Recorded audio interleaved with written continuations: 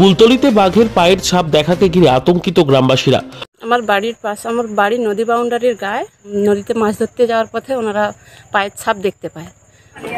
মইপিট coastal থানার অন্তর্গত শ্রীকান্তপল্লী গ্রামের জনগণের উদ্দেশ্যে জানানো যাচ্ছে যে আজ একটি এই বাঘের আপনাদের গ্রামের সংলগ্ন জঙ্গলে আসার সংবাদ পাওয়া গেছে। সেই বাঘটিকে আবার পুনরায় জঙ্গলে ফেরত পাঠানোর জন্য বন দপ্তর এবং পুলিশ একত্রে প্রচেষ্টা চালাচ্ছে।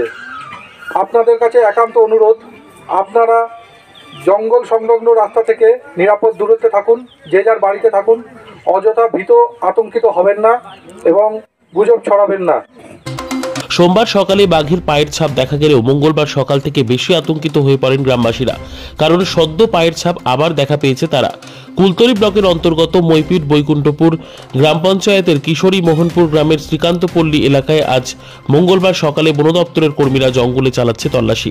গতকাল মৎস্যজীবীরা যখন মাছ ধরতে যাচ্ছিল নদীতে, তখন তাদের নজরে এসেছে গ্রামের দিকে থাকা নদী বাঁধ বরাবর বাঘের বেশ কয়েকটি পায়ের ছাপ রয়েছে। মুহূর্তের মধ্যে দেখা মেলে লোকালয়ে বাঘের পায়ের ছাপ। খবর ছড়িয়ে পড়তে আতঙ্কিত হয়ে পড়েন গ্রামের মানুষজন। ঘটনাস্থলে পৌঁছয় স্থানীয় মইপিট উপকূল থানার পুলিশ ও বন দপ্তরের নলগোলা বিটের বনকর্মীরা। এছাড়াও গ্রামবাসীদের নিয়ে সেখানে পৌঁছে যান স্থানীয় মইপিট বৈকুণ্ঠপুর গ্রাম পঞ্চায়েতের উপপ্রধান শঙ্কর দাস। আমাদের কিশোরীপুর গ্রামের শ্রীকান্তপল্লী সংলগ্ন একটা বড় দ্বীপ আছে এবং সেটা গভীর জঙ্গলে পরিণত হয়ে আছে। সেখানে প্রায় সময় দেখা যায় যে সুন্দরবনের রয়্যাল বেঙ্গল টাইগার পেরিয়ে আসে। আমরা গ্রামবাসীরা সতর্ক থাকি এবং তাকে মুখ দিয়ে আপাতত জঙ্গলে ফিরিয়ে দেওয়ার জন্য বন বিভাগও সাহায্য করে এবং স্থানীয় প্রশাসনও সাহায্য করে, লোকাল যে কোস্টাল থানা আছে। এবং আমরা আমাদের গ্রামবাসীদের নিয়ে রাত্রিতে যেমনভাবে পাহারা দিই, সাথে সাথে আজকে সকালবেলা একজন মৎস্যজীবী মাছ কাঁকড়া ধরবার জন্য নদীতে যাচ্ছিলেন, দেখলেন যে নদীর পাড়ে অর্থাৎ ইমাংমেন্টে কিছু পায়ের ছাপ পাওয়া যাচ্ছে এবং আমাদের এখানে একটা গবাদি পশু মারা গিয়েছিল। সেই পশুটাকে নিয়ে নদীর চরে কেউ ফেলে দিয়ে যায়।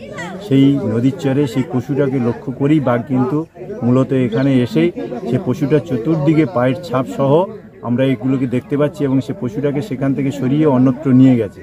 তার কিছুটা অংশ আমরা দেখতে পাচ্ছি পায়ের ছাপ, গাছের ডালপালা ভাঙা। বাঘটির অবস্থান জানতে পায়ের ছাপ অনুসন্ধান করছে বনকর্মীরা। রাতভর আগুন জ্বালানো হয়। গ্রামের গৃহবধূরা কতটা আতঙ্কিত শুনুন।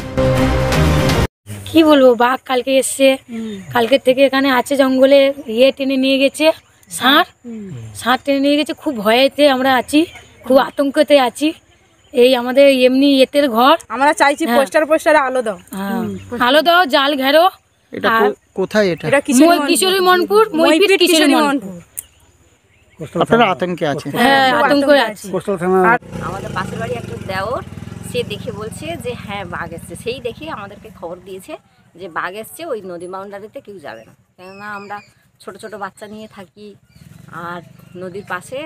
তারপরে খবর দিলে এখানে থানায় খবর দিতে থানার অফিসাররা এলেন, এসে জাল ঘেরা চলছে। কিন্তু হলেও আমাদের বাড়িতে তো আমাদের মানে বাড়ির গার্জেনরা তো কেউ বাড়িতে নেই, আমরা সব মহিলা আছি। পাশে একদম নদী আর গরু, তারপরে ছাগল, মুরগি সব আছে। আমরা তো এমনিতেই ভয় আছি। আর বাচ্চারা সব টিউশন যায়, স্কুলে যায়, ছোট ছোট বাচ্চা। আর একটু রাস্তাটা একটু একদম নদীর ধার, তো লাইটটা হলে খুব ভালো হয়। কারেন্টের ব্যবস্থাটা আছে যদিও, কিন্তু একটা করে লাইট হলে আমরা একটু সুবিধা হয়। আতঙ্কে আছেন? হ্যাঁ, প্রচুর আতঙ্কে। কোন জায়গা এটা? কিশোরী মোহনপুর, একদম শ্রীকান্তপল্লী ড্রেনের মুখ।